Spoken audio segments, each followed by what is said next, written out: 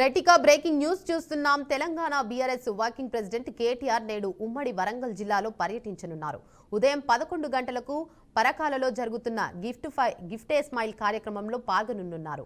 మధ్యాహ్నం 12 గంటలకు మొగుళ్లపల్లిలో పార్టీ కార్యకర్తలతో సమావేశం నిర్వహించనున్నారు. అనంతరం మధ్యాహ్నం 2 గంటలకు భూపాలపల్లిలో పార్టీ నాయకులు కార్యకర్తలతో భేటీ అవనున్నట్లు సమాచారం.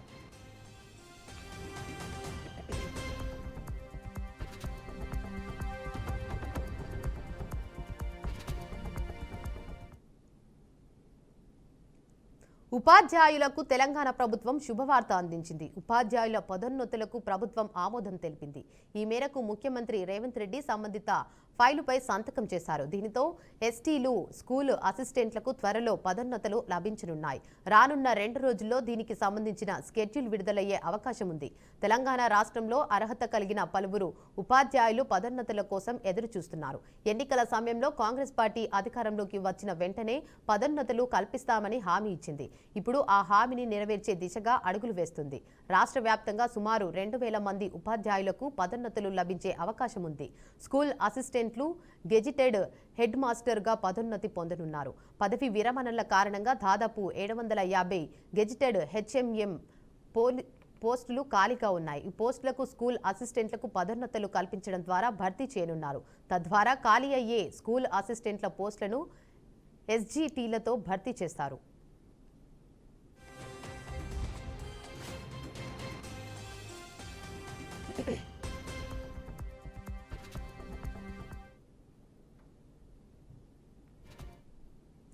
ఆ కళాశాల పుట్టాక ఆ చెరువుకు మరణ శాసనమైంది. 100 ఎకరాల ఆయకట్టును నీరదించే ఆ చెరువులో ఇప్పుడు బిందెడు నీళ్లు చేరడం లేదు. శికంను చెరబెట్టిన ఆ కళాశాల యాజమాన్యం దాష్టికానికి ఆ చెరువే కనుమరుగవుతుంది. ఆ చెరువు పేరు మల్లం చెరువు. చెరువును మింగిన ఆ కళాశాల పేరు ఎంఎన్ఆర్ మెడికల్ కాలేజీ.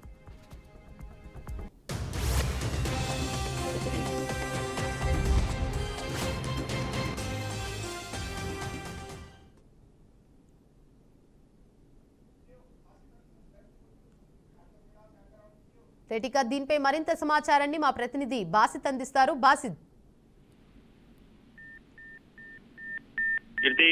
రంగారెడ్డి జిల్లా బసల్వాడిలో ఉన్న ఎంఎన్ఆర్ కళాశాలలో ఇంకా ఉన్న మల్లం చెరువును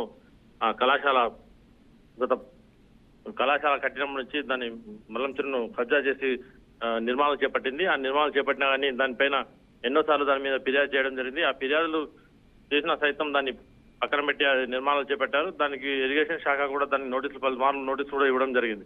ఈ నోటీసులను కూడా బేఖదారు చేసి వాళ్ళు ఇప్పటికీ దాన్ని ఇచ్చేస్తున్నారు. కనీసం దాని చెరువులో కూడా కనీసం నీళ్ల చుక్క రాక కూడా వాళ్ళు అడ్డుకుంటున్నారు. అక్కడికి వెళ్ళిన వాళ్ళ మీద కూడా కేసులు నమోదు చేసి వాళ్ళని బెదిరించడానికి పాల్పడుతున్నారు. ఈ విషయంపై పలు పత్రికల్లో కూడా వచ్చింది. ఈ విషయం వచ్చినా కానీ ఏ అధికారి కూడా దాని అటువైపు చూసిన దాఖలాలు లేవు. కీర్తి, ప్రస్తుతమైతే